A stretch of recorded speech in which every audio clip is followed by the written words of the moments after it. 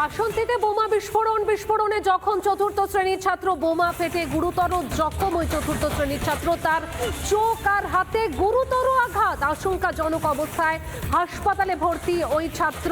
এবং আনাস শেখ, তার বাড়িতেই এই বোমা মজুদ ছিল, তার বাড়িতেই বিস্ফোরণ ঘটেছে। এই মুহূর্তে কথা বলবো আমাদের প্রতিনিধি ইন্দ্রাশিসের সঙ্গে। ইন্দ্রাশিস, সকাল থেকেই আমরা প্রশ্ন তুলছিলাম যে ওই তৃণমূল কর্মীর বাড়িতে কেন বোমা মজুদ।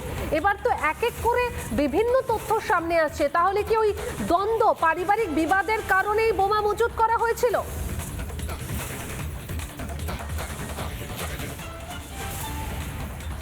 না দেখো, যে শুধুমাত্র যে পারিবারিক দ্বন্দ্ব তা কিন্তু নয়। ঘটনার সূত্রপাত একটি ক্লাব ঘর তৈরি করা নিয়ে।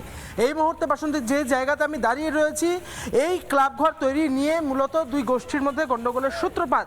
এবং সেই ক্ষেত্রে দাঁড়িয়ে এই যে এলাকাটা, সেটা কিন্তু সেখানে তৃণমূলের দুটি গোষ্ঠী রয়েছে এবং সেই তৃণমূলের দুই গোষ্ঠীর মধ্যে কিন্তু দীর্ঘদিন থেকে এই ক্লাব ঘর তৈরি করা নিয়ে কিন্তু গণ্ডগোল চলছিল। এখনো পর্যন্ত যে ক্লাব ঘরের যে পিলার, সেই পিলার এখানে রয়েছে এবং কিছুটা অংশ, প্রায় 1.5 শতক জায়গায় নিয়ে মূলত এই ক্লাব ঘর তৈরি হচ্ছিল। এবং এই যে দুই গোষ্ঠীর মধ্যে গন্ডগোল, তার আজকে মীমাংসা হওয়ার জন্য একটি সভা হওয়ার কথা ছিল। সেই সভাতে যাতে কোনোভাবে বিপরীত পক্ষের লোক না পৌঁছতে পারে, সেই কারণে বোমা শুকোতে দিয়েছিল এই আনাস শেখের বাড়ির পাশেই কিন্তু এই ঘটনা হয়েছে বলে এখনো পর্যন্ত স্থানীয় সূত্রে আমরা জানতে পারছি। এই মুহূর্তে যারা রয়েছেন, আমি একটুখানি কথা বলার চেষ্টা করব, ঠিক কি হয়েছিল জানার চেষ্টা করব। আপনারা তো এই এলাকারই তো বাসিন্দা। হ্যাঁ, কি হয়েছিল, কি শুনলেন? আচ্ছা, এই আনাস শেখকে চেনেন? হ্যাঁ, আনার শেখের বাড়ি ও মাথায়।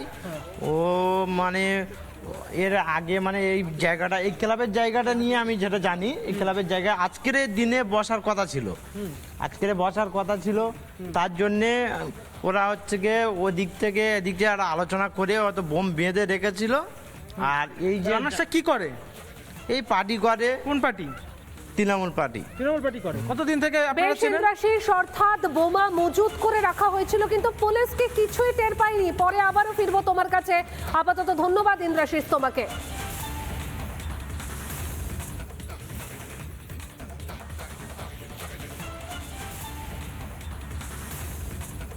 নানা ধরনের কন্টেন্ট দেখার জন্য লাইক করুন, শেয়ার করুন আমাদের ফেসবুক পেজ, সাবস্ক্রাইব করুন আমাদের ইউটিউব চ্যানেল।